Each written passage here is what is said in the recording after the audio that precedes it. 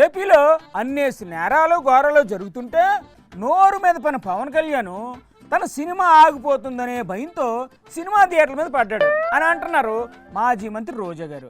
నమస్తే మేడం. చంద్రబాబు నాయుడు అధికారంలోకి రాకముందు అరచేతిలో వైకుంఠం చూపించాడు. మరి అధికారంలోకి వచ్చిన తర్వాత ప్రజలకి నరకం చూపిస్తున్నారు. దాన్నే మరి అరచేతిలో బెల్లం చూపించి మోసై నాకించడం అంటారండి. రాష్ట్రంలో వాళ్ళు చేసింది మూడే మూడు. ఏంటండి ఆ మూడును? అరాచకాలు, అప్పులు, అక్రమ కేసులు. సూపర్ 6 కు బదులు సూపర్ 3 అమలు చేస్తున్నారన్నమాట. పవన్ కళ్యాణ్ ఎంత దిగజారిపోయారంటే, ఏం మాట్లాడుతున్నారు మేడం మీరు?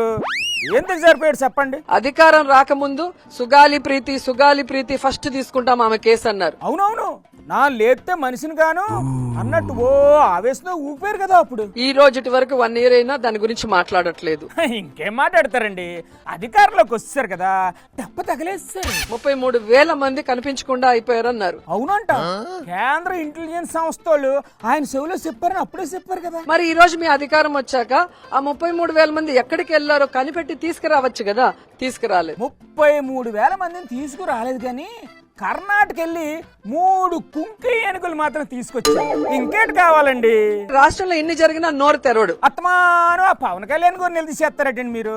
చంద్రబాబు గారు లేరా, లోకేష్ గారు లేరా? వాళ్ళని అడగరేటి ఏదిని? ఆయన సినిమాని ఎక్కడ ఆపేస్తారన్న భయంతో ఈ రోజు ఇండస్ట్రీ వాళ్ళని బెదిరించడాన్ని మనం గమనిస్తున్నాం. సినిమా వాళ్ళు ఎవ్వరు చంద్రబాబు గారిని కలవలేదంట, అది ఆయన బాధ ఆవేదన.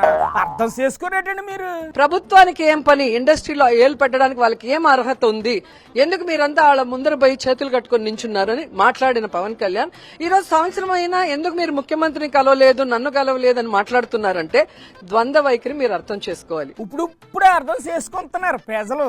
ఇండస్ట్రీ నుంచి వచ్చిన పవన్ కళ్యాణ్ గారు ఇండస్ట్రీ అభివృద్ధి కోసం ఇంతవరకు ఏం చేశాడో చెప్పమనండి. సినిమాలు చేస్తున్నారు కదండి, ఇంకేటి చేయమంటారా ఆయన్ని? నీకు ఓట్లేసి గెలిపించిన పిఠాపురంలో రేప్ జరిగినా, మర్డర్ జరిగినా, అక్కడ ఎస్సీస్ ని బహిష్కరించిన ఈ రోజు వరకు నోరు తెరవరు. అవన్నీ కామనే కదా అని లైట్ తీసుకుంటున్నారేమో. కానీ నీ సినిమా ఎక్కడ ఆగిపోతున్నా గానీ నీ బాధ, నీ తాపత్రయం, నువ్వు ఎలా రియాక్ట్ అవుతున్నావు అనేది రాష్ట్ర ప్రజలందరూ కూడా గమనిస్తున్నారు. ఆయన సినిమా ఆగిపోవడం కూడా పక్కన పెట్టి అందరూ కలిసి ప్రజలకు మాత్రం సినిమా చూపిస్తున్నారండి. చిన్న బిడ్డ 3 years అమ్మాయి మీద రేప్ చేసి, మర్డర్ చేసి పొదల్లో వేసేస్తే ఈ రోజు డిప్యూటీ సీఎం మాట్లాడు, హోంమంత్రి మాట్లాడు, లోకల్ గా ఉన్న కడప మంత్రులు కూడా ఆ కుటుంబాన్ని పరామర్శించారంటే వీళ్ళు ఎంత దిగజారిపోయారు. అందరూ మహానాడులో చాలా బిజీగా ఉన్నారండి. రెడ్ బుక్ రాజ్యాంగం మీద ఉన్న చిత్తశుద్ధి ప్రజల మీద, ముఖ్యంగా మహిళల మీద లేదనేది స్పష్టంగా అర్థమవుతుంది. కడుపు సించుకుంటే కాళ్ళ మీద పడుతుంది అన్నట్టు ఎంత మొత్తుకున్నా ఏం లాభం చెప్పండి?